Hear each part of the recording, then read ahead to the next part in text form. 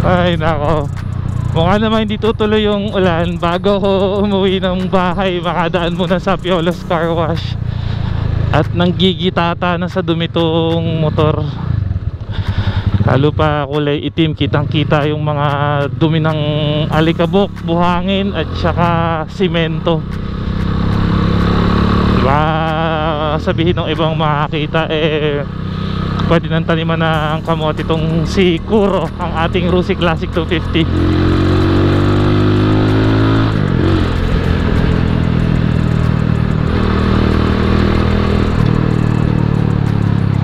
Aga-aga pa naman so pwede pa dumaan sa pagpapalinis, pwede pa ipalinis tong motor.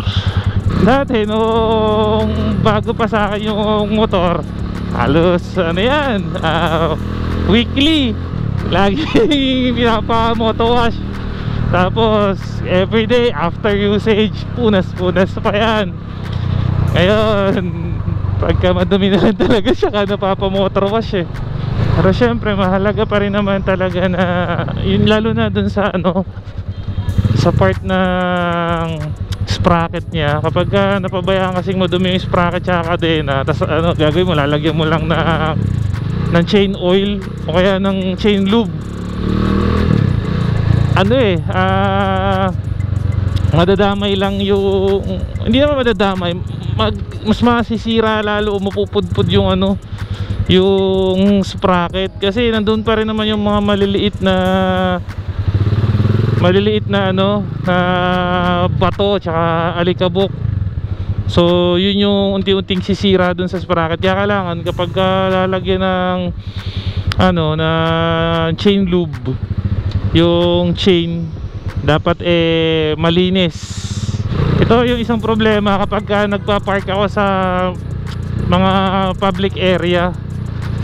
Ayan kita nyo yung side mirror, lumuwag na naman. Ibig sabihin may gumalaw na naman itong side mirror. Hirap na hirap ako lagi mag-adjust ng side mirror ko. Lagi kasing nagagalaw, lalo na tong bandang kaliwa.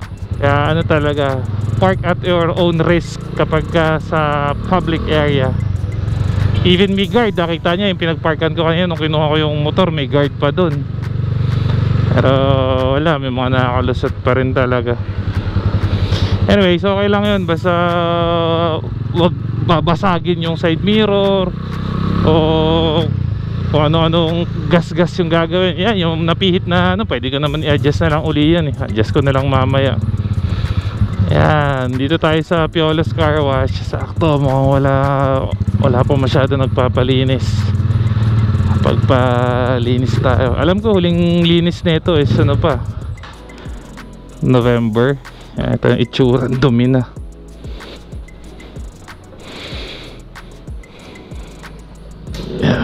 So yan yung itsura niya. Galing, di ba? Kapal na ng alikabok. Ayan alikabok. Ito, guhit pa, pwede ka na mag-drawing sa alikabok. Yan, yung chain wala nang lube, hindi na malagyan ng lube kasi dumi na doon, ang dami na rin dumi. Kailangan na talagang palinis. Plaka ko hindi na makita. Sa tambucho sobrang kapal na rin ng dumi.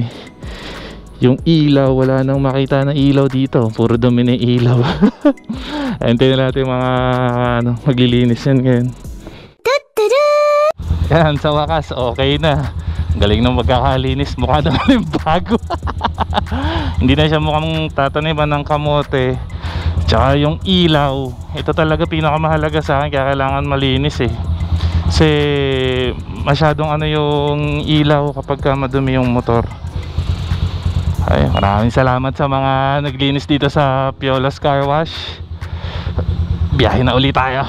Kahit yung mga naglilinis dun sa Piolos alam nila na November yung last na pinalinis ko yung motor sa kanila. Alam na rin nila sobrang dumi na, sobrang kapal na nung mga namumuo na putik, alikabok. Ngayon malinis na uli. Yun nga lang, ang major disadvantage na ito kapag nagpa moto wash ako, for sure medyo basa-basa ng konti yung puwet ko. dahil pinapasok na ng tubig yung upuan. Well, nakapagpalit naman ako nung upuan last year, so napabayaan ko na hindi ko nalagyan ng cover at napagtripan ng mga pusa. Dami na naman butas-butas nung upuan. Hindi naman siya katulad nung dati, kasi yung dati nung nagpalit ako ng upuan, as in talaga konting ano lang, basang-basa na yung puwet ko kasi yung mga tahi bumitaw na. Ito maliliit na butas ng kalmot lang ng pusa, pero syempre nakaka-apekto pa rin kasi pinapasok ng tubig. Yun ang isa sa mga natutunan ko, na kapag magpa-park ka through overnight kahit saan, hanggat maaari lagyan ng cover ang upuan. Kasi walang laban sa mga pusa.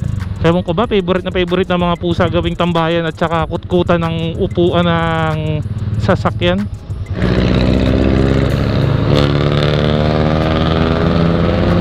Puta, grabe, ang itim ng usok. Ay nako. Wala rin man akong alam kung may guidelines o rules and regulations regarding kung kailan dapat nagpapalinis ng motor o ng sasakyan. Basta ako, pagka alam kong madumi na, doon ko palang pinapalinis. Pero nung asin talaga, nung bago pa sa akin tong motor, ano yan, automatic, weekly.